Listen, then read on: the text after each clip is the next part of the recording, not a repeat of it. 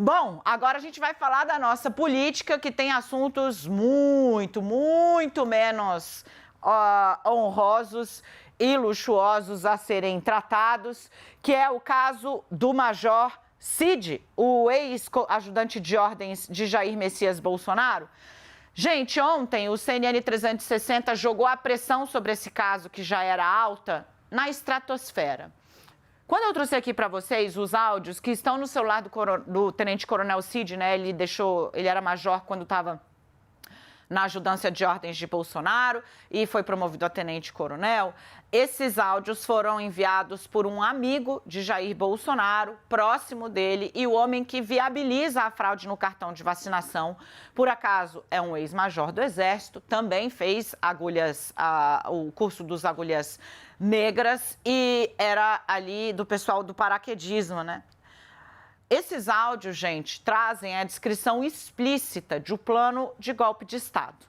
Nesses áudios, não fica muita dúvida sobre o que estava sendo discutido no dia 15 de dezembro de 2022, 3 dias depois da diplomação de Luiz Inácio Lula da Silva, 16 dias antes da posse dele, na antessala do Palácio do Planalto, na antessala do gabinete presidencial, o ajudante de ordens de Bolsonaro recebia de um amigo próximo há décadas do então presidente orientações para pressionar o comandante do Exército a declarar ali que não via validade no processo eleitoral, a prender por meio do Exército o presidente do Tribunal Superior Eleitoral, Alexandre de Moraes, a instalar um decreto de garantia de lei e da ordem, dando assim os poderes ao Exército sob o comando de Bolsonaro. Tudo isso está descrito, está falado com as palavras desse cara. Isso jogou essa crise na estratosfera, porque esse é apenas um pedaço do que foi encontrado nos diversos aparelhos apreendidos pela Polícia Federal e agora sob análise. Passou, então, a ser exatamente isso, uma panela de pressão prestes a estourar o caso Cid. E agora a orientação, a ideia, a expectativa dos aliados dele e de Bolsonaro é de que Cid confesse. Cid confesse à Polícia Federal um crime. Qual crime? O de fraude no documento de vacinação, que foi o motivo que o levou para a cadeia.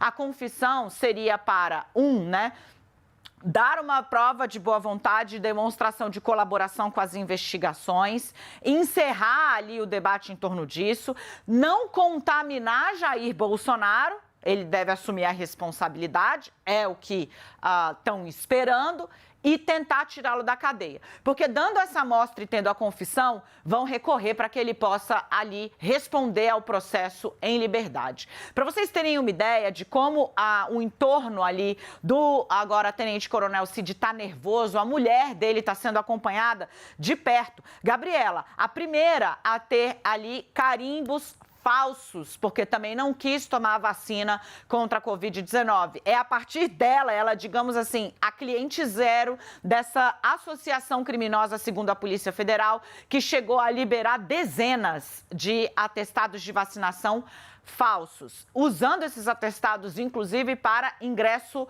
no exterior, Estados Unidos, por exemplo. Ela tem sido olhada de perto pelas pessoas, porque está, abro aspas, uma pilha de nervos, fecha aspas, segundo as pessoas que estão fazendo a ponte entre o grupo político do Bolsonaro, que tem que dar um jeito de segurar a onda do Cid, e a família do Cid. A ideia é tudo agora, fazer todo o possível para tirá-lo da cadeia, para tentar baixar um pouco a temperatura. E o caminho mais rápido seria a admissão de um crime. O ex-ajudante de ordens do presidente da República deverá, segundo seus aliados, assumir que usou do cargo, da influência política que tinha para fraudar o Sistema Nacional de Saúde do Brasil. Vem para cá, Yuri Pita, Leandro Rezende, já temos a nossa Renata Agostini também posicionadinha? Claro! Muito bom. Lê, eu acho que eu vou começar aqui falando com você bastante, né? sobre esse assunto, porque você ouviu o pessoal do PL, né, falando aí de novo sobre o Cid. A fonte me foi muito taxativa. Ele deve, sim, assumir o crime. O negócio é tirar ele da cadeia o mais rápido possível. E, para isso, ele assume, a gente entra com recurso, vamos dar esse suporte. Tem um plano ali. Eu vou usar a expressão que eu trouxe no Abre, né? A ideia é construir um muro para tentar conter o que me parece ser uma tromba d'água. Esse pequeno conjunto de áudios que a gente trouxe não deixa espaço para dúvida, né, de que se discutia um golpe com o integrante da presidência da República, que era o ajudante de ordens do presidente à sombra de Bolsonaro. Eles estão tentando segurar um pouco a onda para ver se trava o avanço das investigações. Agora é difícil saber se a Justiça, se o Supremo principalmente, vai atender, né, essa expectativa de, digamos, confessou, beleza, então sai e responde o processo em liberdade. Dani, boa tarde para você, Renata, Yuri e todo mundo que está com a gente aqui no 360. Das conversas que eu tive hoje, me parece, e das conversas que a gente já começou a ter ontem, né, depois que a Dani revelou os áudios aqui que mostram o Ailton Barros mandando mensagens para o tenente-coronel Cid, essa figura super próxima do ex-presidente Jair Bolsonaro, com instruções para um golpe de Estado, um manual do golpe de Estado que estava ali nesses áudios que a Dani revelou ontem em primeira mão, né? Já ontem, já aparecia ali duas coisas. Sobre o Ailton Barros, uma figura deletéria, né? Uma figura que orbitava as pessoas mais próximas do bolsonarismo e sobre a qual há uma série de questionamentos sobre a conduta dele, até o caráter dele. Eu vi militares hoje, daqui a pouco a gente fala sobre isso. Mas do Mauro Cid, e aí já partindo para a questão política, né, o que dá para perceber é que esse muro que a Dani fez referência é um muro que está sendo criado não só para evitar o avanço das investigações, mas para blindar o Bolsonaro, né, de que o Bolsonaro, e esse é o discurso que me parece ensaiadinho dentro da oposição ao governo Lula, né, do Partido Liberal, que é um discurso de dizer que o Mauro Cid foi o absoluto e total responsável por levar esse plano, né, das carteiras de vacinação falsas adiante, que ele que mobilizou parte da estrutura do Estado brasileiro em São Paulo, em Duque de Caxias, em Goiás, para poder tentar evitar que o Bolsonaro tivesse um problema, porque a percepção que as pessoas têm é a seguinte: ele é essa figura que tem iniciativas para evitar que o chefe tenha algum tipo de dúvida, algum tipo de problema. Então, ele tentou evitar isso e criou toda uma trama. Há uma ideia, né, de tentar afastar totalmente, pelo menos politicamente, o Bolsonaro dessa história. Tanto que eu conversei com o líder do PL, agora há pouco, conversei com o deputado Altineu Cortes, que é o líder do PL na Câmara dos Deputados, e falei com ele sobre uma ideia que Renata trouxe ontem aqui, o vídeo do Randolph, falando da necessidade de levar o Mauro Cid para depor na CPI do 8 de janeiro, que ele tem que explicar esses áudios que ele recebeu com essa trama do golpe de Estado, enfim, falar sobre todo o papel que ele tem no governo Bolsonaro, é um papel muito importante, muito chave.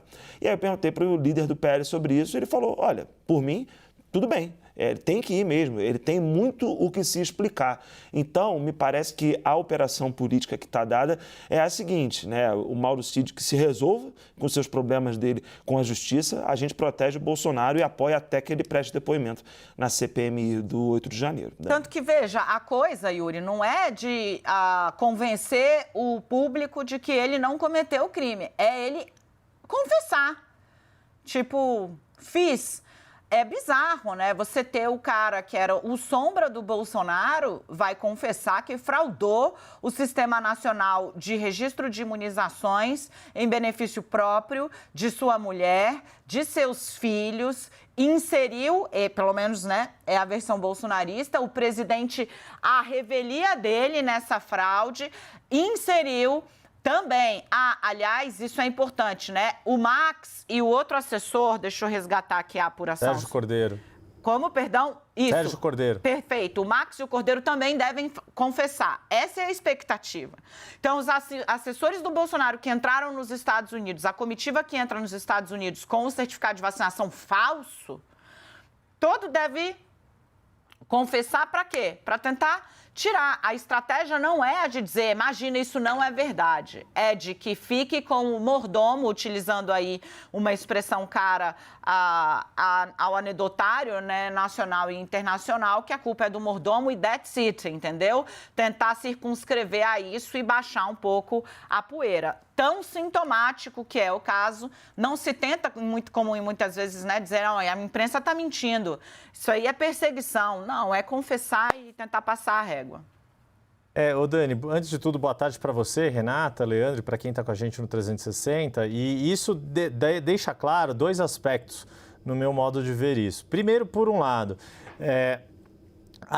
o entendimento, e isso foi compartilhado nas redes de apoio ao ex-presidente Jair Bolsonaro, em uma série de levantamentos que é possível ser feito, por exemplo, via redes sociais, de como repercutiu a notícia da fraude na certificação de vacinação, tanto de Bolsonaro, da sua filha, quanto da família de Mauro Cid, de que seria, entre aspas, um crime menor, embora seja falsificação, associação criminosa, uma série de vários delitos ali e que podem sim levar a uma condenação por uma prova, né, um acervo de elementos, de informações bastante robustos já levantado pelas autoridades, não só pela Polícia Federal, mas pela Controladoria Geral da União e, enfim, por outros órgãos de controle que estão atuando nesse caso em específico. Esse é um dos aspectos, quer dizer, essa crença de que, do ponto de vista político, é um crime menor, embora seja crime. Crime é crime. O segundo aspecto que eu acho que vale destacar, também nessa mesma linha, não só para dissociar, tentar afastar de pronto qualquer ligação direta com o ex-presidente Jair Bolsonaro, embora se trate, nesses três nomes que a gente mencionou, Mauro Cid, Max Guilherme, Sérgio Cordeiro, pessoas muito próximas do ex-presidente e de longa data, muito próximas do ex-presidente, e a questão é o quanto isso, do ponto de vista político, pode ou não ter efeito sobre Bolsonaro. Pegando aqui, para exemplificar isso que eu estou falando, um levantamento feito pela consultoria Bytes, a linha ali de reação positiva e negativa desse episódio, só para pegar aqui rapidamente, olhar aqui embaixo, é da ordem de 80-20, ou seja, ainda teve algum campo de defesa para o bolsonarismo, muito em cima do posicionamento da subprocuradora Lindor Araújo. Não, de que... ou dizem que ele não sabia, ou dizem que agora o Brasil prende gente que não tomou vacina, que é uma forma de tentar desvirtuar, né, o debate de minimizar, em si. Né? Eu Exato. acho engraçado que isso virou um argumento, né? Então, assim, juiz que tem posicionamento político claro, tô falando do Marcelo Bretas, para que depois não seja recortada e fake news e etc, né? Embora vá ter, né? É afastado porque posa com político, faz campanha para um determinado grupo, condena outro grupo, age de maneira extemporânea, o CNJ afasta. A defesa ele não está roubando, é um absurdo, estão afastando pessoas. Gente, o Código Penal não é composto de um artigo só. É proibido roubar. É igual os 10 mandamentos também não são só não roubarás, não furtarás. São 10, né?